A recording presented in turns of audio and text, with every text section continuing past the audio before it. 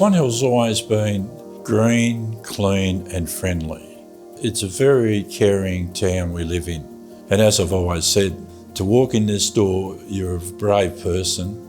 For us, it's up to us to listen to what's been said. I was working across the road at the motel as the manager there, and Eddie Dalton called in and said, I'm looking for a treasurer for the conference. So I wittily said to him, I don't know anybody that silly, but if I do find somebody, I'll let you know. And he said, don't worry about it, I found somebody. And I said, who? He said, I just spoke to your wife and she said you can do it. I said, well, it looks like I'm the treasurer. He has a beautiful way of working with people. It doesn't matter who he talks to, he treats everybody equally the same. He just makes such a huge contribution to the whole show. And he knows how the system works too.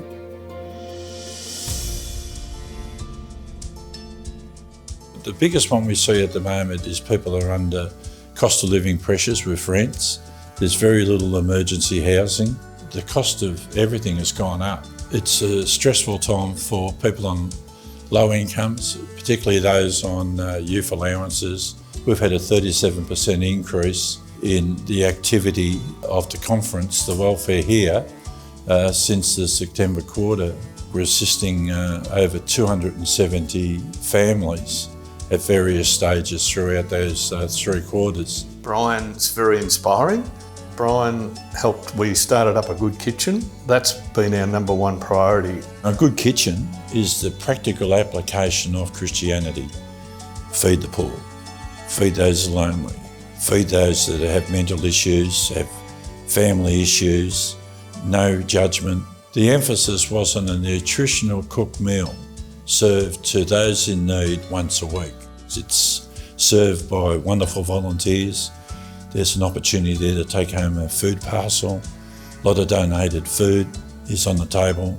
We feel that it's bringing the people that are vulnerable and lonely, in need of a feed every week with their kids and themselves, and they can sit down with their neighbours or their people in the next street and have a chat, which is something they wouldn't normally do. The first night there was one person, and that one person being through domestic violence evicted from her marital home.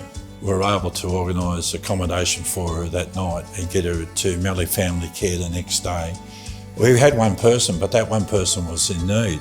But the kitchen has grown from that one person to where we generally look after 70, and the maximums was 126 or something at Christmas time, and 2 weeks ago 92. So it's growing.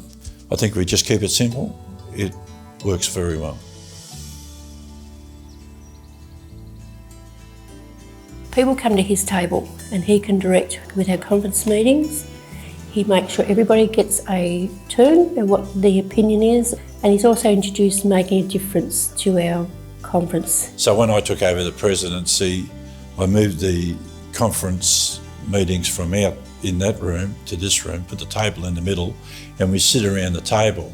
And the first item is making a difference. That's a topic that anybody is invited to come and say what they've noticed, what's made a difference in someone's life. It's been a very well-received agenda item, and you get some really good stories of people that have come into the conference or the welfare, and they've been able to be provided with assistance. Our conference members do that. They do listen, and they do support the people, not just with food, but with compassion, empathy, and giving them the courage to keep on going, to get back on their feet and to keep going. He's got the knowledge, personality, the charisma, the size. Great asset, yeah. The compassion, the empathy, advocacy, respect, it just flows so naturally and so calmly. Brian's got that ability to bring the best out of people, I feel. The way he just conducts himself and his humour and his sincerity. I'm privileged to be the president, and I work for a great team.